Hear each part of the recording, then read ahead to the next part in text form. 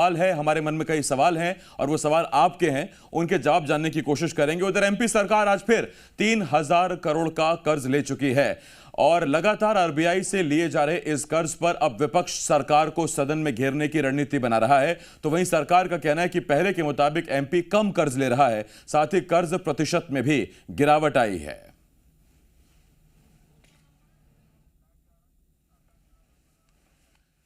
तो अब तक हमने बजट पे बात की, हमने विपक्ष के तेवर पे बात की, अब जरा कर्ज पर बात करते हैं।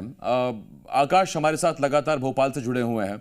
आकाश, ये हंगामे के आसार मुख्यमंत्री को पहले ही समझ आ गए थे, इसीलिए मुख्यमंत्री ने पहले ही कह दिया था कि दलगत राजनीति से ऊपर उठकर अगर विपक्ष सहयोग करे तो जनहित में सदन का चलना अति आवश्यक है। बिल्कुल आसिफ, पहले दिन ही मुख्यमंत्री ने बात कही जब सत्र शुरू हो ही रहा था, उस दिन ही उन्होंने विपक्ष से अपील कर दी, क्योंकि इस बार लंबे वक्त बाद ऐसा समय आया है जब विधानसभा की अधिसूचना 1 महीने के लिए जारी हुई है, 27 फरवरी से 27 मार्च तक, जिसमें 13 बैठकें होनी है, कल बजट पेश होना है। अब ये क्या 1 महीने तक सदन चल पाता है कि ये बड़ा सवाल है, क्योंकि विपक्ष लगातार यही आरोप लगाता है कि सदन को सरकार चलने नहीं देना चाहती, विपक्ष के आरोपों से भागना चाहती, इसलिए समय रहते ही सदन की कार्रवाई को स्थगित कर दिया जाता है।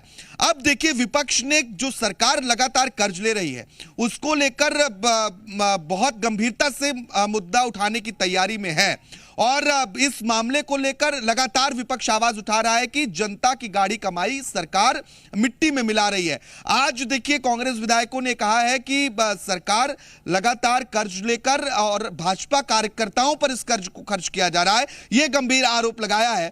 इसके साथ ही पिछले विधानसभा सत्र की अगर हम बात करें तो उस वक्त बीजेपी कार्यालय में सरकारी पैसे से खाना खिलाने का मुद्दा गूंजा था और फिर इस बात का खंडन किया गया था। संसदीय कार्य मंत्री खुद सामने आए थे और बीजेपी प्रदेश अध्यक्ष ने कहा था कि हम जीतू पटवारी पर कार्रवाई करेंगे। आज फिर से उसी मुद्दे को उठाया गया।